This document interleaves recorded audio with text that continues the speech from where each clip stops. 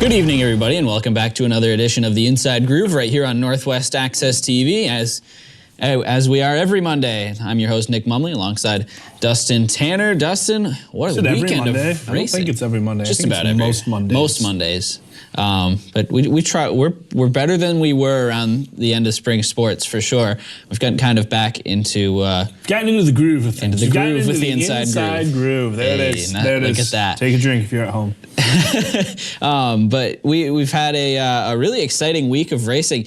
I think we might have jinxed NASCAR in a positive manner. On our last show, we said at the end of last show that Kansas wouldn't be worth the watch. It was going to be downright terrible. Well, the truck race was pretty awesome, and the Cup race was arguably the best race of the year somehow. NASCAR with a big win with the aero package that they haven't gotten yet. Maybe starting to turn the ideas of the fans here about a week after just about everybody, the team owners, the drivers, kind of ripped into the package saying it was awful. We have a really good race. What happened here? Where did this come from? I think what happened was that this package was designed for a track that is cooler. And when the track is colder, like it was, it really helped with the racing. And we were due for a good race with this package. You know, we saw Las Vegas was okay on restarts. We saw Phoenix was okay on restarts. You know, we've seen these tracks, you know, restarts have been good. And for the first time in a while, we had, you know, a race that I would qualify as a good intermediate race. Yeah, and this obviously the first night race of the year at an intermediate track. So I think that this could be something that we look at, especially going into the Coke 600 in 2 weeks, is that, okay, is the 1.5 mile tracks, is the package going to work at these 1.5 mile tracks as long as it's under the lights? And then NASCAR's got to make obviously with the 2019, 2020 schedules out already, you can't make those changes right now. Well, but you got to look at okay, it's working here at night. Now, I think the package at this point is like a race car that's running really fast at night, but it's not running well in the daylight. Maybe this is a factor that NASCAR is looking at, and if this is in fact the only thing holding this package back from really good racing every week, then I think that's huge for NASCAR. After we had pretty much written off the season a couple of weeks ago. Yeah, no, I think we finally got the race we were kind of looking. The lights just changed. I think we finally kind of got the race we were looking for a little bit, and it'll be interesting to see how it does in Charlotte, because Charlotte is. I don't want to say it's the golden goose for this package, but this track was designed because the racing at Charlotte was so good. And now we get to come back to Charlotte and we get to see it again. We get to say to ourselves, okay, how good will the racing be here? I gotta admit, Friday night's results got me hyped for Saturday night a little bit, too. I think NASCAR had themselves a nice lead-in. It's gonna be interesting to see. I don't know if Adam Stern has released what the ratings are. I'm not sure that he has either. But, yeah, Ross Chastain obviously winning the truck race on Friday night in a really good race. We'll talk about that later on in the show. And we'll also preview the All-Star race. And then we're off next week. So we're going to take a look into the Indy 500. They're getting over there. They ran the Grand Prix of Indianapolis, or whatever they call it, on Saturday, I believe. Which was a very good race. Are we talking about that yet? Or are we getting in that later? We can talk to it. I want to talk about the drive by Simon Pagenaud. Did you see it? I did not personally watch this race. So in IndyCar, you get this thing called push the pass. In the what is it? A minute that you get that. It gives you like 50 more horsepower. So Simon Pagenaud chases down Scott Dixon, but it didn't start there. Simon Pagenaud was in third place with only about like 20 seconds of push to pass left. And then he chases down second place, just sends it into the first corner, like a really aggressive move where you're like, oh, you know, like Joey Logano's move at Martinsville. Joey Logano's move at Homestead, like shades of that. Right. It was just kind of like, oh boy, this is not going to end well. And he gets there. But he's out of the push to pass at that point. Right. Scott Dixon has push to pass. So, you know, Pagenaud can chase Dixon, but if he gets past Dixon, you know, Dixon can just get right past him. Simon Pagenaud chases down Dixon. Just an excellent drive. He has like 4 or 5 laps and does it and just runs him down, sends it into the corner again, sends it into another corner towards the end of the track where it's like, and he's bumper to bumper where it's like, I do not think two Indy cars are making it through this corner, and they do, and he runs away and he wins, and it's his first win in like since last year, I think, since the end of last year, a big momentum win for Simon, and it was just a good drive. I have not seen a drive that skillful in quite a while, and it made me happy. And I'll tell you why. The only reason I tuned into this race was because I got a Roku. Allie got a new TV from her parents, and I was like, well, you can't just have a new TV without any cable. So I went to Walmart, got overpriced on a Roku. It should have been $35. It was $50. We'll talk about that later, Walmart.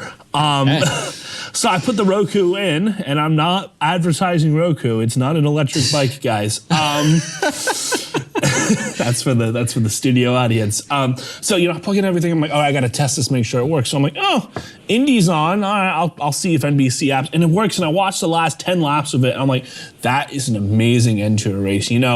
Interesting that we have a track like the Indy circuit and the Indy road course where you kind of kicks off the weekend or the month, I guess. I love what they do in Indianapolis because really is. It's a month-long celebration of IndyCar. And I kind of wish NASCAR would do the same. Well, they've got the with perfect Daytona. system. What they have right now is the perfect system. We have talked about it before, in the fact that they run races before their biggest race of the year. So let's say NASCAR puts the West Coast swing ahead of the Daytona 500. I think that's a great idea. I think it kind of builds some momentum going into that race. And then they have the month, and Speed Weeks now at Daytona has turned into pretty much just a week-long event. There's not really a whole lot going on. IndyCar, they have pole day, they have practice times. Pole day at Indianapolis is just one of the most special days in all of motorsports. And then they have the pit crew challenge, I believe on Saturday before the race. And there's always drama. Last year, James Hinchcliffe, one of the regulars, missed the Indy 500 because he didn't have a good pole day, and kind of dug himself a hole, missed the race. He won the pole the year before, or 2 years prior, and then last year misses the race, and just created a huge, an insane amount of drama surrounds the weeks leading up to Indianapolis just as much as the race itself, and that's what they're doing right. NASCAR really needs to take a look at this, and I don't think they'll ever change it because they seem really stuck on their traditions. And this is the thing that they kind of have to. You could do Daytona month where, Daytona has a road course, I believe, right? Yes. What you could the Rolex 24 is there. I mean, it's what kicks it off. And they run that road course race as well. I forgot to mention they run that road course race like they did on Saturday to just kind of kick off the whole month. And there's just so much going on at Indianapolis. The camping there, the snake pit is just incredible. I don't know if anyone's ever seen videos of that. Which party do you think is better, the snake pit or Talladega? Oh, man. From what I've seen, I think the snake pit looks a little bit bigger. Comparing the Indy 500, I always think it's hilarious because Indy 500 race day is kind of like the Kentucky Derby of racing. But at the same time, it's the exact opposite because it's a huge party instead of people like getting all dressed up and being fancy placing bets and stuff. They're similar and they're not at the same time. This is how I think NASCAR should do it. Is you have the West Coast swing. Your season starts at Phoenix. Then you go to California. Then you go to Sonoma. Then you end at Las Vegas. And then you come all the way east. And then you do a 2-3 week exhibit at Daytona that starts. Your first week at Daytona has the Rolex 24. And then after the Rolex 24, you have all three series, or actually, let's go all three national series, run on the road course. You get a short track somewhere near Daytona where you can have K&N run a couple races. And then now, how cool would it be if they ran an endurance cup race at the Daytona Oval Roval? Would you be down for that? I'd be down for that, but I don't know how much fun it would be. I think the idea is that you bring them in. The first week is Rolex, and then you have the Daytona road course for everybody. And then the second week is Speed Weeks in the sense of... in that first week, I think NASCAR, I don't think NASCAR would want to take a week off just for the Rolex. I think that they'd still want to be out west and then come in over. It's all hypothetical, but you'd think that they would still be out west during the Rolex and then come. The Rolex starts on Saturday, ends on Sunday. So ends on Saturday, starts on Sunday. Truck teams roll in on Monday. Xfinity rolls in on Tuesday. And then on Tuesday, when Xfinity's done rolling in, trucks go for their first practice. On Wednesday, then on Thursday, and then Friday and Saturday, you have pull days, you run, and then you move into Speed Week where it's qualifying week. And Xfinity does a qualifying single car, top 2 cars. And then trucks do single car, top 2 cars. And then they have duels for the trucks and the Xfinity and the Cup. And then you go into the greatest weekend of racing. That would be a really cool way, and that could be a month where you could spend a month at Daytona just doing cool stuff. Yeah, it'll never happen, but it would be awesome. IndyCar has the right formula right now for this, they'll build up to their biggest race. And NASCAR could take notes, they really could, but all in all, IndyCar is just doing a fantastic job right now. I think the racing is really good outside of the race there at Long Beach. At Long Beach, that was, not great, but IndyCar is doing a fantastic job this year. I expect nothing less than just an incredible Indy 500. We will talk about that a little bit later on in the show, though, when we preview our Memorial Day weekend races. I think we should just take a show next week and take a day next week and record a Memorial Day spectacular. But you're the showrunner, you're the host. We will look into it. Can't promise anything, though. So getting back to Kansas here, just a really good race. I mean, this is what NASCAR was looking for with the Aero package.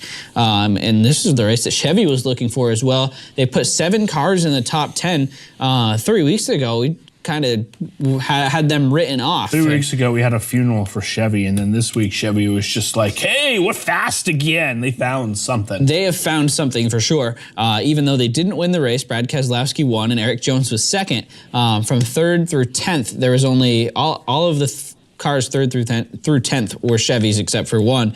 But just a great day for a lot of drivers. All the Hendrick drivers ran really fast in this one. 3 in the top 10, all but William Byron.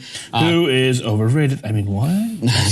Chris Buescher ran in the top 10. Busch, my boy, Chris Buescher. What a day for him. What a good day for Chris Buescher. I want to take a moment and talk about that. That was his best day since his win at Pocono. Do you remember his win at Pocono? Of course I do. That was a great moment in racing history. I got the 34 sticker, and I put it on my car afterwards because that was my man. Like at the New Hampshire playoff race where he was there, and like you knew he was getting eliminated. But at the New Hampshire playoff race, I took photos of his car. I waved to his car. That was my guy. I love Chris. I love how Chris was able to.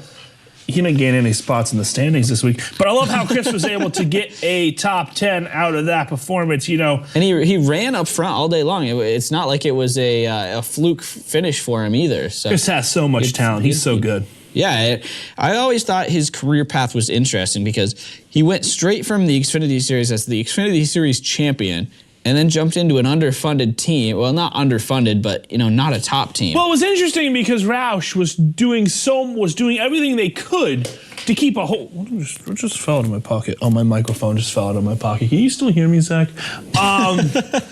Microphone falls. My microphone falls out of my pocket because this is public access television. Back to my point about Chris Buescher, he was wanting to be held on at Roush, and at the time, Roush didn't have a seat or a sponsorship for him, and it was like, well, we can't just keep you in the Xfinity Series because we really don't have the money to do that, and also, if we just keep you in the Xfinity Series, you're going to leave us. So they cut this deal with Front Row Motorsports where it's like, hey, let this guy run this car for the next 2 years, I think it was 1 or 2 years. And then after the 2 years, they loaned him to JTG. And then in that first couple of months, they're like, we're not resigning him. He's JTG. And JTG has kept him since. And he's been very good. He's a good driver.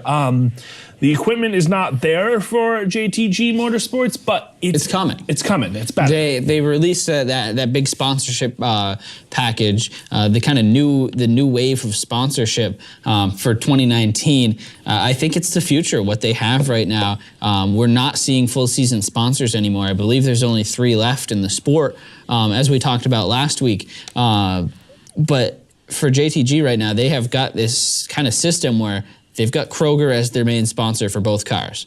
And then they have the associate sponsors that come in, that brands that Kroger sells, and then they all go on the car. And Kroger Kroger's the primary sponsor, but they don't have to pay as much. Neither do the associate sponsors. It's like 20 associate sponsors on a car instead of one. Well, primary that's the thing sponsor. that I think works out really well. It's a very smart model because Kroger owns, for those of you who do not follow the South or the Central, Kroger is your Hannaford, right? It's a big market. So what they do is, the whole idea of Kroger goes to all their brands and like, all right, you saw it with Smithfield and RPM last year, they go and they're like, all right, we'll give you $100,000 and you can put your brand front and center. You can put your brands, and brands can spread it up. They can go to Procter & Gamble, and Procter & Gamble can put 5 or 6 brands on the car, and it can not cost them a lot. It's a great sponsorship model. Yeah, and it's working out. And I think I've talked about it before. This is something that could really improve results for them because they are a fully sponsored team with 2 cars. They've been picking it up. We see them run really well at all the plate tracks, and Ryan Preece has a top 5 this year. Yeah, Ryan Preece has been good. For a rookie, I think it's been a really good year for Ryan Preece. He's running just as well as William Byron did last year in his rookie season. So I think that's worth something. And Chris Buescher, we all know the talent's there. He's got a cup victory, even though it was a rain out in a fuel mileage event. But a win's a win, and he's an Xfinity Series champion. Ryan Preece has 2 top 10s. Chris Buescher has 2 top 10s, They have talented drivers up there, and they have equipment that's coming around. Every 4 or 5 races, you'll see one of their guys in the top 10. And that will be one of those things where it's no longer you're surprised. It's more, okay, we'll see him. We see him. Now, the story of this race was Alex Bowman. A lot of people are saying... I was so heartbroken. We cannot roll the tape on this enough. I hate Rick Ware Racing. I blame Rick Ware Racing for Alex Bowman not winning that race. Because that slow car is not on the bottom of the lane breaking up his momentum. Keselowski...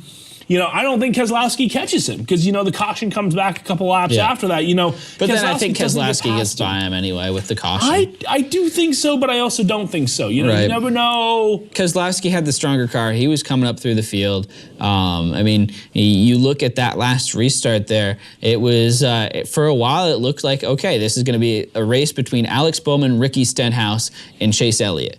And then, okay, here comes Brad Keselowski working his way up through.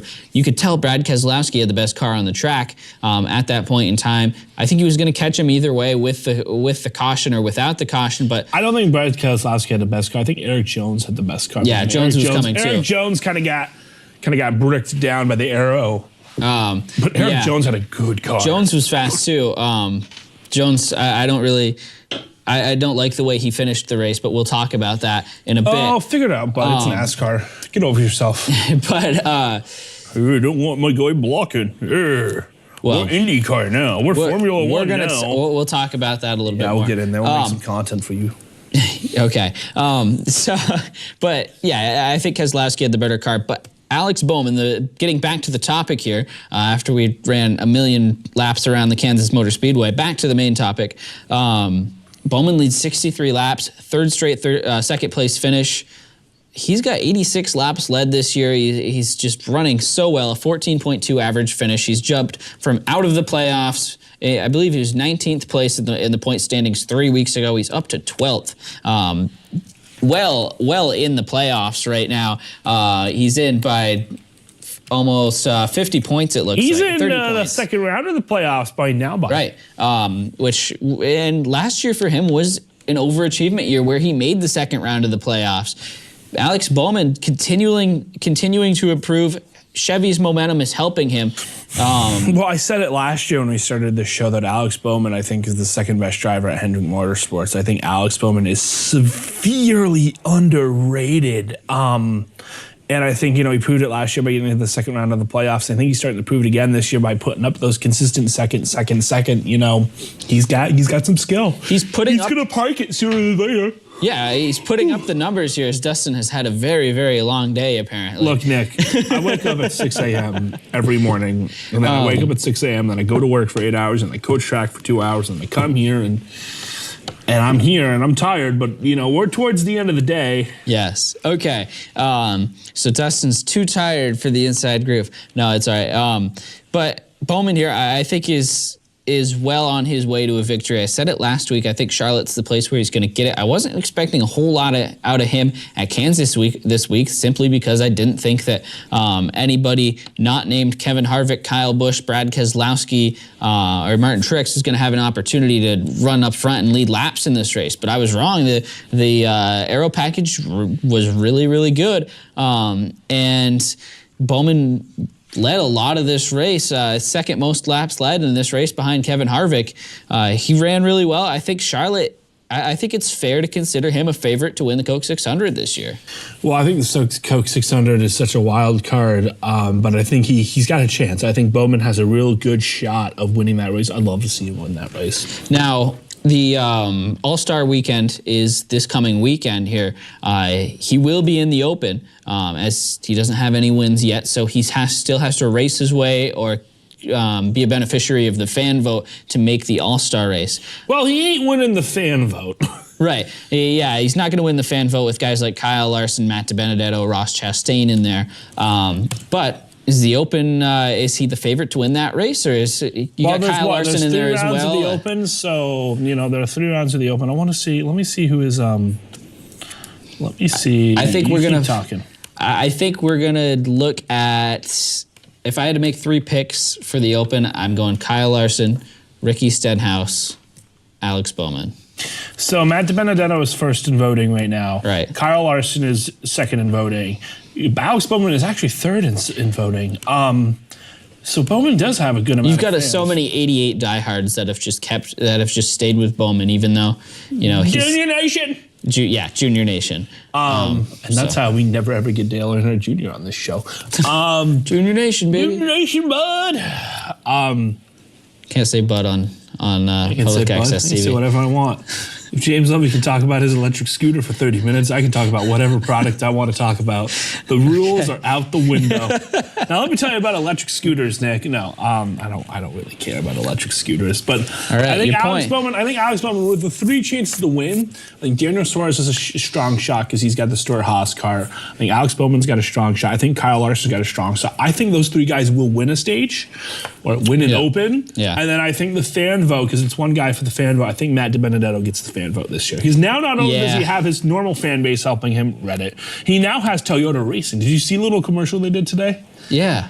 With the big heads? That was kind of interesting. But yeah, Toyota Racing's trying to get him in there. So I think Bowman, those 4 drivers will make the All-Star race. Yeah, I agree with you. I wish Ross Chastain would be higher up on that, even though he would start the race and instantly fall 10 seconds behind because he's in a premium motorsports car. I think that'd be so cool to see him get in the All-Star race, because I bet you that they don't release the numbers for winnings of the races, of the All-Star race, any other races now after like 2013, I think. But it would be interesting to see how much last place gets you in the All-Star race. I bet you it would be close to 100,000. I think it's worth something, and it'd be really cool to see Ross Chastain. Every year the internet picks that one darling. Right. He'd be like the John Scott, like when John Scott got. Well, that's how the whole Matt DiBenedetto thing started. That. I remember this because I said one time on a Reddit forum, because I was one of the people who was like, Matt DiBenedetto was doing well. And then he just kind of started getting support of the sub, and it was like, we're going to get the Go Fast car. And if it wasn't for Chase Elliott. You're never going to win any sort of fan vote against Chase Elliott. It's like Dale Jr. It's like trying to win a fan vote against vanilla ice cream. Vanilla ice cream always wins, even though vanilla ice cream is the worst ice cream, and I love vanilla ice cream. Orange vanilla ice cream. Yeah, why haven't they changed this race to the Orange Vanilla Coke 600? Like, give Dustin a stroke. Come on, guys. Come on, what are you doing? The Orange Vanilla Coca-Cola 600. That's a mouthful of suck. It would be. Yeah. Where are we on the content ladder, Nick? I think we went off the rails there. We kind of did go off the rails there. We were going to be talking about Hendrick here, and we've talked about one Hendrick driver so far, but there's 2 other ones that did really well as well. Chase Elliott. I thought Jimmie Johnson had a real good chance to win that race. That was really interesting because I'm like, here's Jimmie. And if you grew up in our generation of NASCAR fans, we're a younger generation. Yeah. We didn't see Dale Earnhardt. We didn't see Jeff Gordon in his prime. We saw Jimmie Johnson. And it was like, I hate Jimmie Johnson. you know. Yeah. But then I see Jimmie Johnson coming in this alley car. I'm like, there's Jimmie Johnson. Oh, I want to see him do something. Jimmie Johnson is NASCAR's dad at this point. He's NASCAR's cool dad, and it's like, I want Jimmie to like come up and make this happen. He ended up finishing 6th, which was really cool. But you know, I want to see Jimmie Johnson in victory lane this year. I really do, because I think that'd be a fun thing to see. I think there's a chance of that happening, but to stick with Jimmie here, gotta go to this. He made comments after the race that were kind of interesting to me.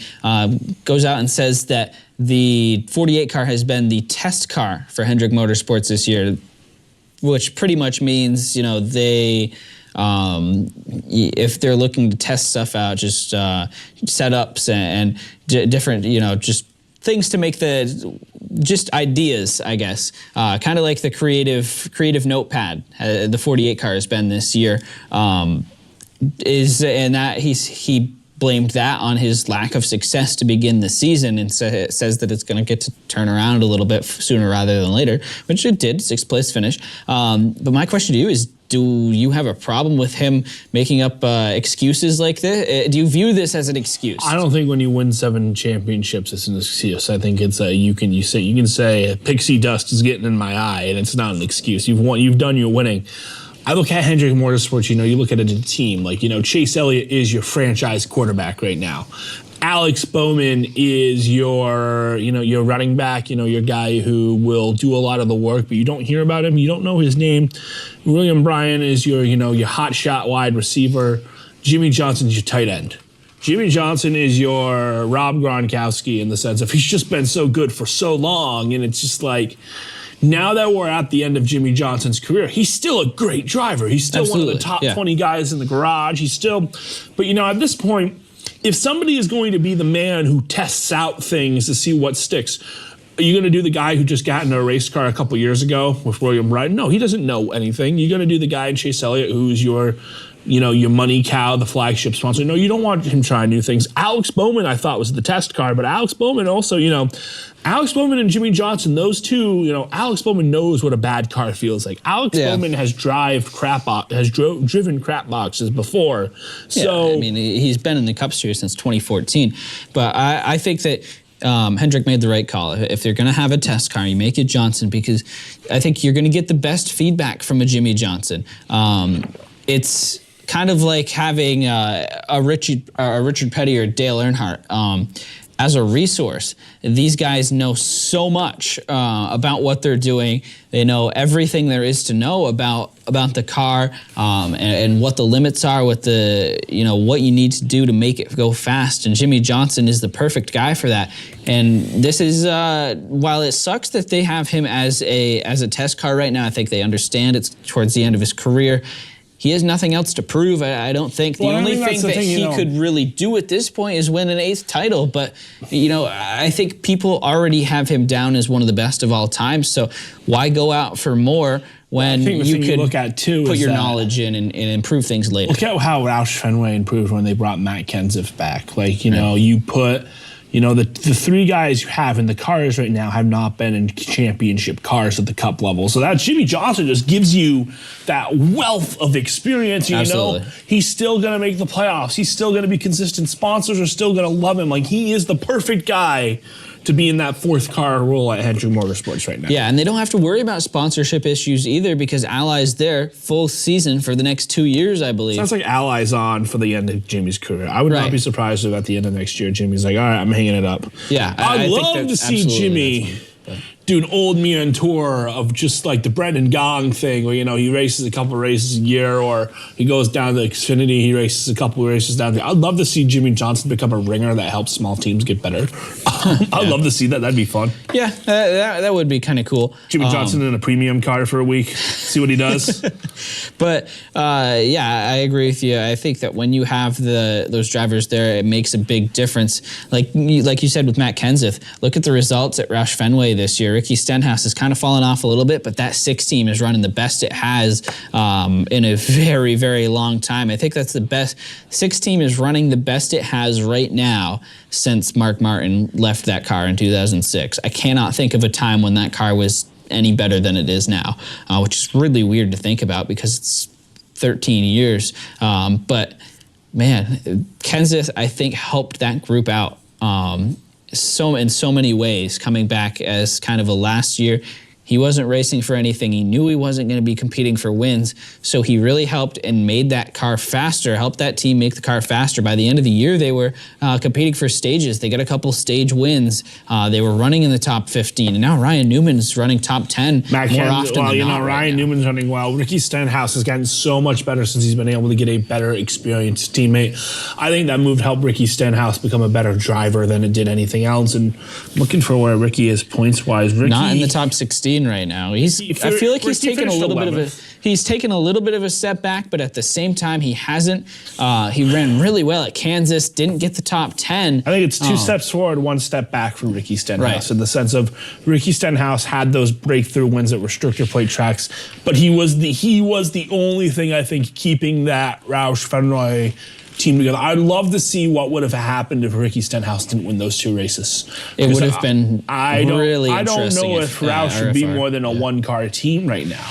And Ricky won those races so he could keep sponsors on board, and it was really good, and it was awesome to see him win those races. And I think Ricky's one of those guys who, at short tracks, he can get top 10s. At restrictor plate tracks, he's always a threat to win. Other places, not so good, but he's a good driver in the sense of, he can make the playoffs. Yeah, so we talked about the package a little bit earlier on in this show. But for NASCAR, I was thinking about it yesterday, and I think that it's a three-step process for them working with what they have until the Gen 7 car comes out. They've got this package. There's still about 25 races left in this season. They're stuck with them. Can't do anything with the package. You've got to make it. You've got to do what you can within their means right now. NASCAR's kind of tight with. They've put themselves in quite a corner here. I think for sure. But it's a 3-step process for them right now. The first one is to just have a good race at a 1.5 mile track, and they did that last night or on Saturday night, which is really, really big. Beyond words how big that is for the sport right now.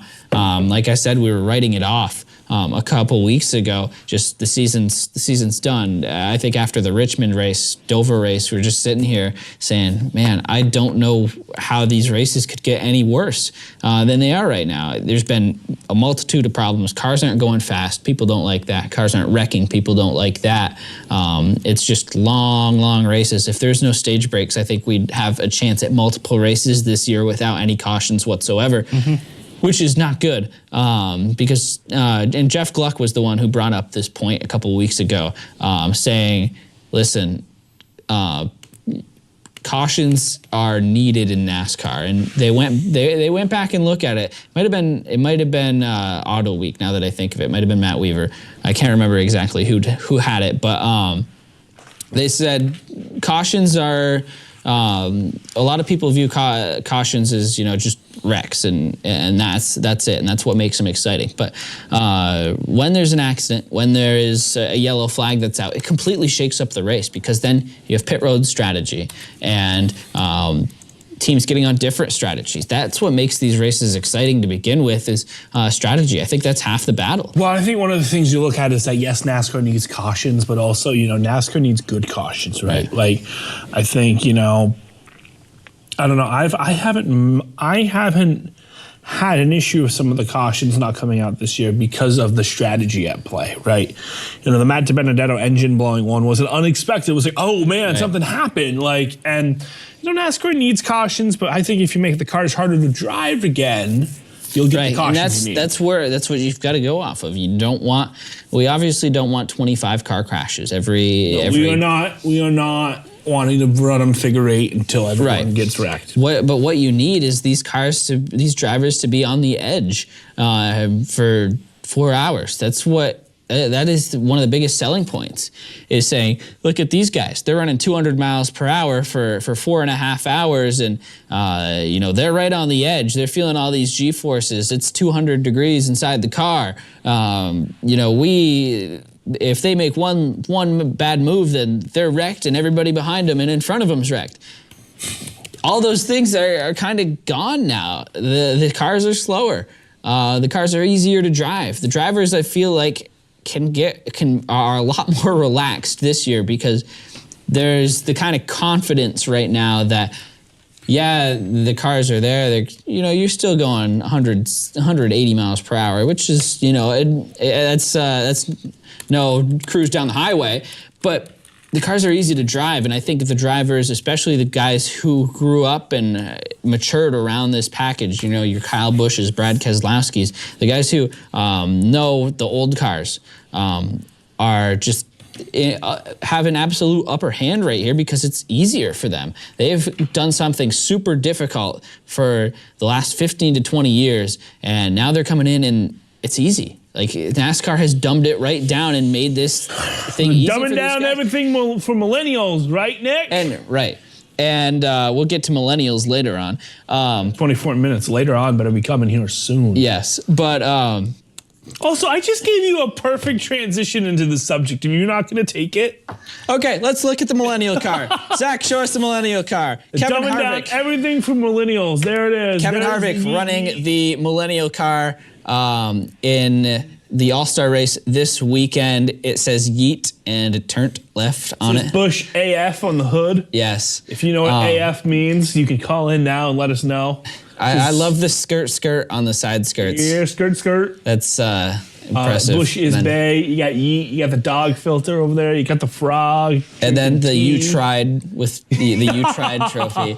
I enjoy that one. And I like the one on the back that has like the peace out sign. Yeah. Oh yeah, no, that's a great little car. But yeah, if you aren't familiar with this one, Kevin Harvick, Buescher lost a bet on Twitter at the championship race last season. They said if Harvick doesn't win the championship, we will run a lit AF car at the All-Star race. And that is lit AF. That car, it's not lit AF, it's Busch AF. Busch AF. So I'm looking forward to that one.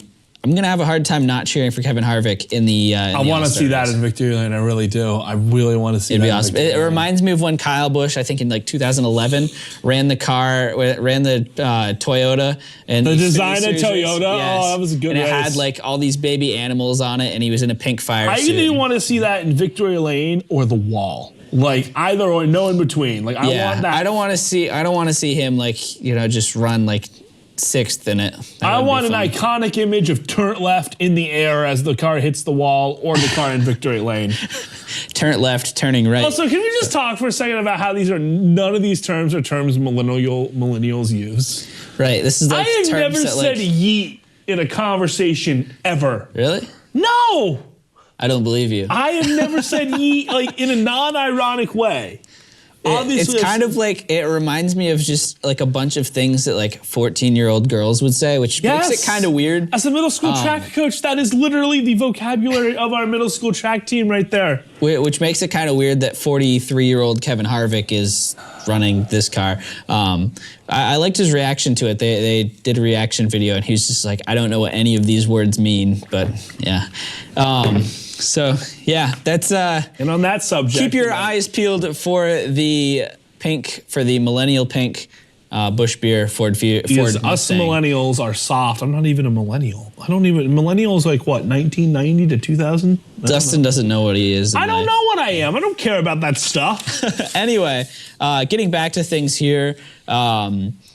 Erik Jones, Clint Bowyer at the end of the Kansas race. They had some words for each other. Jones threw a block on Bowyer, kind of hampering his momentum. Dustin, I feel like you're about to go off on me for even bringing this up on the show. Well, I'm going to go off when you won because I threw you that home run ball right there, and you just ground it out in the sense before you did the millennial thing. Like, we got to work on show transitions. Anyway, yeah, you got a problem with blocking now?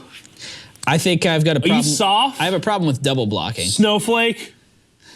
Blocking. Okay. You want a safe space where we don't block? It's called Formula One. Listen. I don't have a problem with blocking. When you cannot block. But no, absolutely not. But in history, anytime that we saw Jones go up the track, and then Jones cut back down the track in front of Bowyer when Bowyer went to go low. That second cut is where the problem arises, because you just don't do that. Now you do that with this package. You have to do that. You can do that with the risk of being taken out, and I think that's what Clint Bowyer should have done here. Yeah, and Clint Bowyer should have taken him. He really should have. Ow.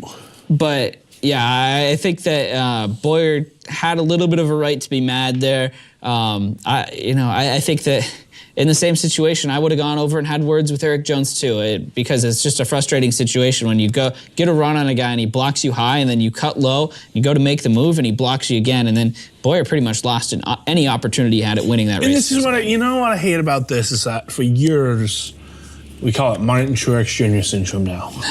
Oh, I'm so mad. Get that out of my way, bud.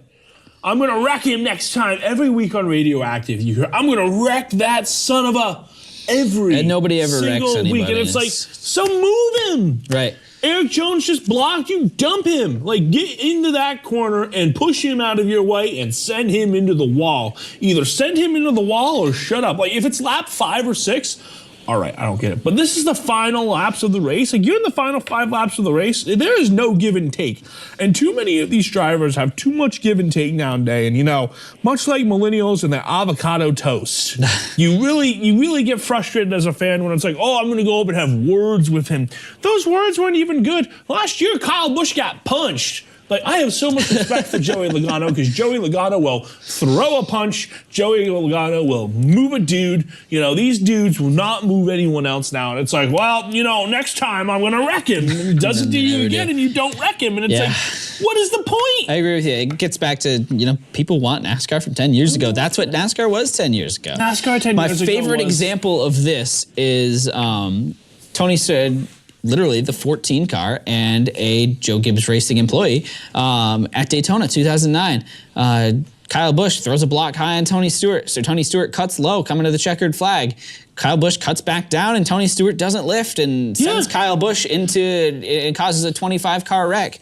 That was NASCAR back in the day. That's one of the best Coke 600 or Ricky Stenhouse Coke just a couple years ago. Ever. Ricky Stenhouse just blocking. Like, he's like, I'm out here blocking. I don't care. Right. Like, I think the drivers understand that, but the problem is the guy the victim of the blocking is just not doing anything. And I don't know what causes that. I don't know if if Bowyer's afraid that it might damage his car too much or something. The wussification of America. Yeah, it's just damn liberals. Yes, damn liberals. I can say that because I'm a liberal. Yes. So the trucks at Kansas on Friday was also a really good race, and Dustin, your boy Ross Chastain, got the W. Yes. First career Truck Series win for I'm going to tell you Chastain. right where I was. Where I was when I found out Ross Chastain got W. I texted you about it. I was at the Georgia Interstate getting pulled over. That's where I was. Nice. Georgia exit, because apparently my tailpipe is loud. Who don't care? I don't care.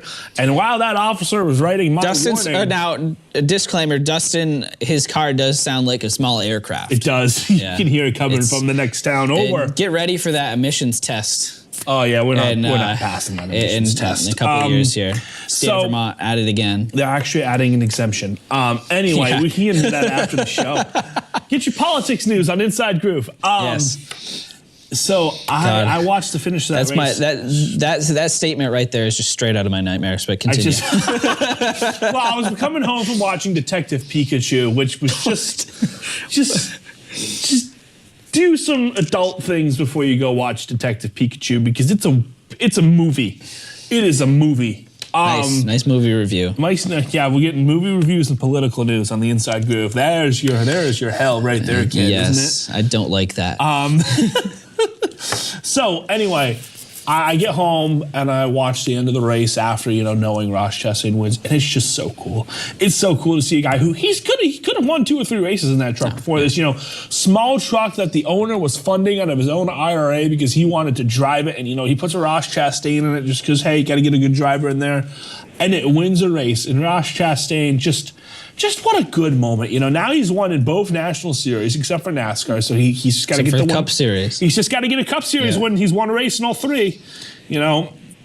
Now, Truck Series has been really fun throughout the year. We had an interesting debate about it last week where you thought it was crazy about Johnny Sauter. Johnny Sauter actually finished very poorly in this race. Oh, yeah. You want to walk back that Brent Moffitt take, bud? No. Okay. So my question to you, though, is, has the Truck Series been the best series so far? I think it has, yeah. It has. The Xfinity Series has been just a snooze fest for most of the races. After a great season last year, they haven't transitioned to 2019 very well. Because Ross Chastain isn't running in a good ride. If Ross Chastain is running in a good ride, the Xfinity Series would be better. Take note, sponsors. Yes. And then the Cup Series has also just been meh for most of the races. Talladega was good. Bristol was really good. Kansas was good this past week. It's been trending upwards, but I think the first 10 or so races of the year were not great. Not great. There's Nick's NASCAR review. Not great. Yes. I would give it a 2 out of 5 stars out of a total of 289 stars. Anyway. That one went way over my head, and that was brilliant. But anyway. Got inside jokes today on the Inside Groove. Anyway. This was, I think the Truck Series has been really, really good so far. Just a different winner in every race, I believe. You've got 10 guys that can go out and win the race every week. Stewart Friesen ran out of gas mileage. That's strategies. Like, that's something the Cup Series will never see as long as these cars are easy to drive. And, it's just a breath of fresh air. A breath of fresh air. Yes. Yes, English. English is difficult. You talk glass. But yeah, that brings me on to my next thing here. Most talented drivers that are in a similar situation to Ross Chastain. Who do we have in the Cup Series? Who do we have in the Cup Series? Well, not in the Cup Series, but just all of NASCAR by itself. All NASCAR. Well, I think it's Ross Chastain, even though you just said not to. Well, yeah, Ross Chastain. All right, now let me look at your show. We're talking like the next Ross Chastains, Alex Bowmans, etc. I think that Corey LaJoie, you brought Ryan Sieg is on your list. Ryan Sieg's in a very good place. He's very good. Corey LaJoie, I think he's doing very well now that he has a consistent team. Ty Dillon is another one that's on my list, and I understand. I'm surprised you aren't just like going right into me right now because Ty Dillon's an RCR car. Ty Dillon's still with Germain Racing technically, even though they have a little bit of financial assistance. I think that he's overdriving that 13 car by a lot right now. I'll give that to you in the sense of. But I think Ryan Sieg's definitely one of them too. He is that 39 team there. He owns. He and his family own that team, and just completely underfunded. Many weeks they're running with a sponsor no one's ever heard of. Sieg? Yeah. I mean Larry's Lemonade. Yes, Larry's Lemonade. I know the sponsor. It's a lemonade. Okay. I don't know if it's a delicious lemonade. If somebody can buy that lemonade and refer to me in the checkout. Right. I won't get anything out of it, but it'll make me feel good. Okay. But he has 5 top 10s in the 10 Xfinity races so far this year. So it's been a good year for him. Corey LaJoie, we were talking about LaJoie before the show. I think he's the first one that pops up into your head. Even though he said no to coming on an interview for the show, I think that he's still humble enough. Who said no? Corey LaJoie. Oh, yeah. Corey LaJoie, we have beef with you. We like you, but we have beef Corey LaJoie, we think you're an up-and-coming star, but we have beef with you. Come to our public access show. Come on our public access show and discuss our beef. But anyway. What's the beef? His average finish is up five spots this year. So going through, I'm going to do this. I'm going to go. If I'm going to do this, I'm going to do this right. Greg Alding is a good name that we should think about. Greg Alding. He had the sponsorship. He ran races at Roush. He didn't perform. But he was really young. Then Krispy Kreme got sold. He doesn't have the sponsorship. He's working his way back up. I think he's a good one. I don't know if I can really call it a small story because he's got a good sponsor, but I really like Justin Haley. I think Justin Haley will be good. Yeah, I agree with you about Haley. I think he's going to Cup Series. I think he'll be good in the Cup Series. Kaz Gralla. In 5 years. He's good. Yeah, Kaz Gralla, friend of the show. Early friend of the show. Gralla. One of our first guests. Alex Labby is another one who I think if he had sponsorship behind him. Pinty Series champion, I believe. Yep, and he's going to be racing the Pinty Series again. He raced in the Milk Bowl this past year. Oh, yeah, bud. But yeah, definitely. I think that there's a lot of guys out there, but Ross Chastain, those are the feel-good guys of the sport right now. That's in a world where talent doesn't mean as much as it did 10 years ago. To have guys that are really talented, small rides, getting opportunities, winning races, that's huge right now in the place that the sport is. So we've got about 10 minutes left here. The All-Star race and the Coke 600 are upcoming. So this weekend is the All-Star race. Of course, there's the Open with 3 rounds, and then the All-Star race, which is, to me, it's just a night that takes way longer than it has to. To be honest with you, guess how many All-Star races I've watched in the last 15 years? Oof. I'm going to go with 6. Nope. Really? None? 1. 1? Which one? Last year. Okay. And last year was, Last year was good. Hey, last year, AJ Allmendinger. Respect the dinger.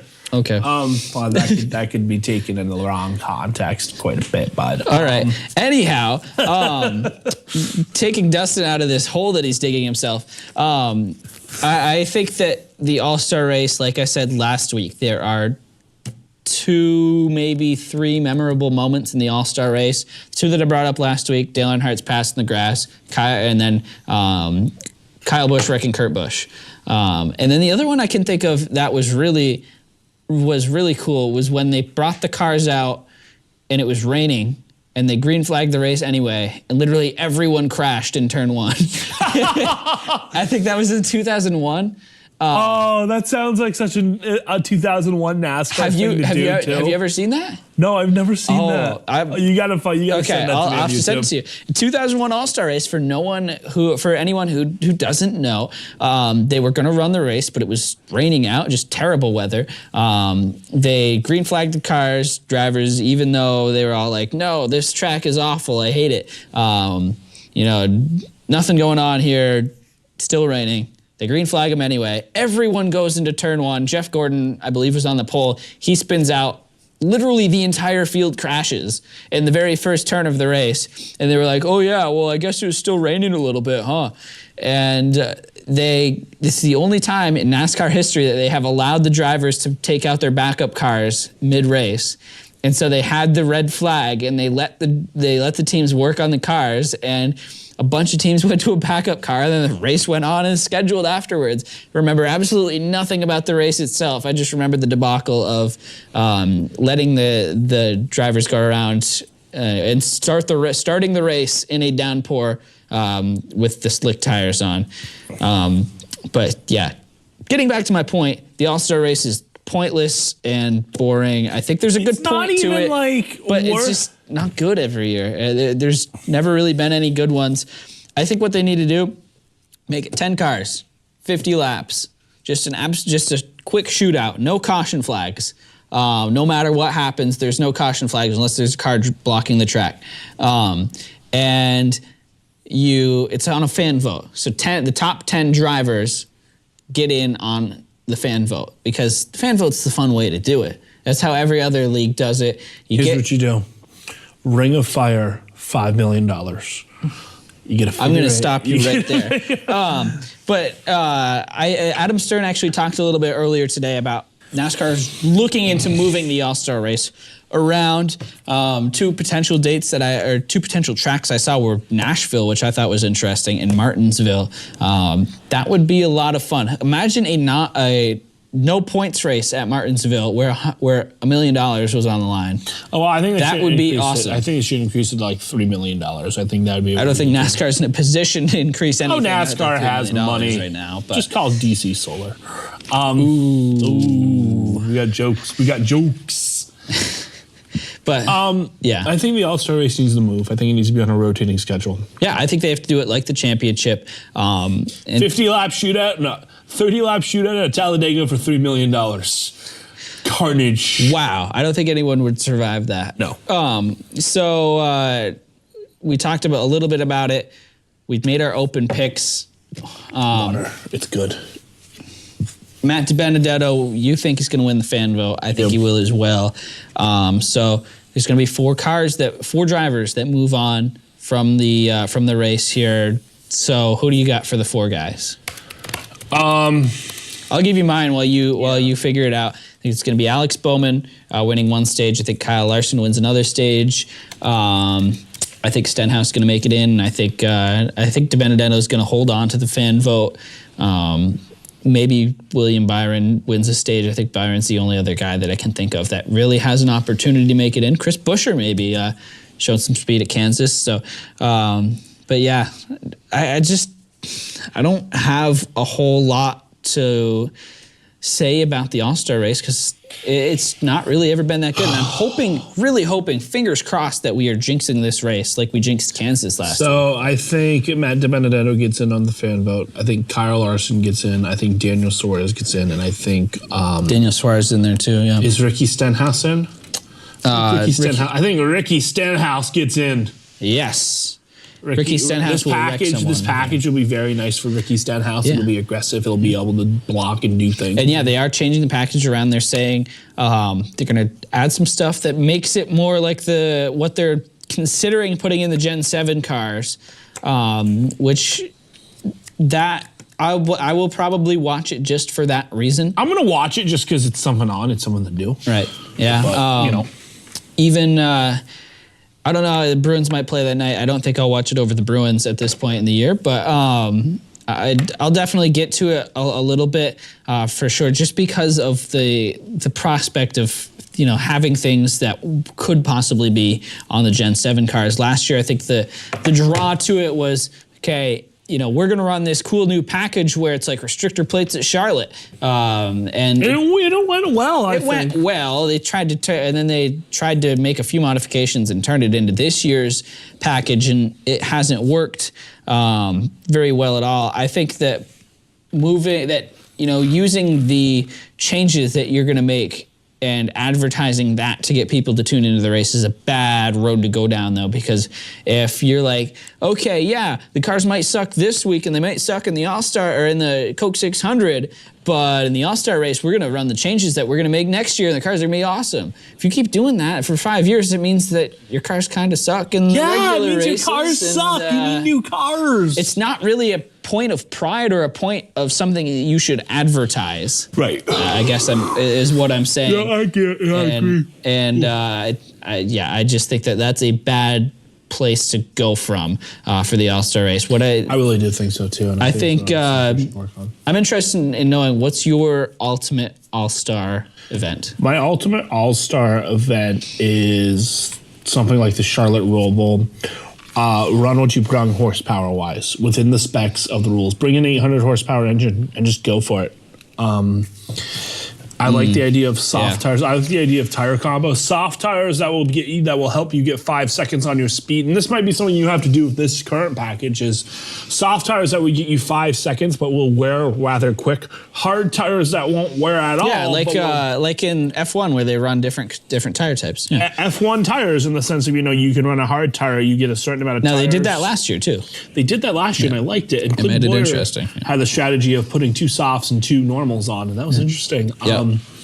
And just just a fun race on a fun track. I think a short track. You look at if I am doing any All-Star race, it is at a short track with no cautions, 100 laps. Cautions only for safety. Let's go. Yes. Yeah, cautions only for safety, but make it like an enduro. That would be so cool to see the Cup cars in an enduro. No one would ever do that because it would cost millions of dollars in damages.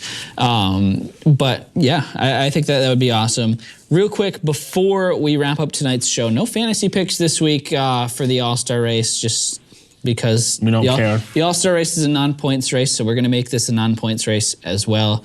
Last week, I regret to inform you all that Dustin is straight up just taking me behind the woodshed right now. I'm still taking you behind the woodshed? I had a grand total. You had a good week, though. No, I did not. I only had one car in the top 10, and it was Brad Keselowski who won the race. I had a total of 111 points, and Dustin had 56. So I am now 70 points behind Dustin in our standings. You suck. Thanks. Should I pick somebody? Should I pick Corey LaJoie next week just to give you a chance? I think you should pick whoever is driving the premium motorsports car. That'll be the week Wash Chastain wins. Yes, and Quinn Hof. But anyway, that's all we have for you tonight. No show at this time next week. We might get one out to you on Tuesday. Stay tuned to Facebook and our Twitter for updates on that. For Zach, pushing all the buttons in the studio. For Dustin, I'm Nick. Thank you for tuning in tonight on the Inside Groove. We will see you in 2 weeks, recapping the Coke 600. Yes, sir. Right here on Northwest Access TV. I think we got in it.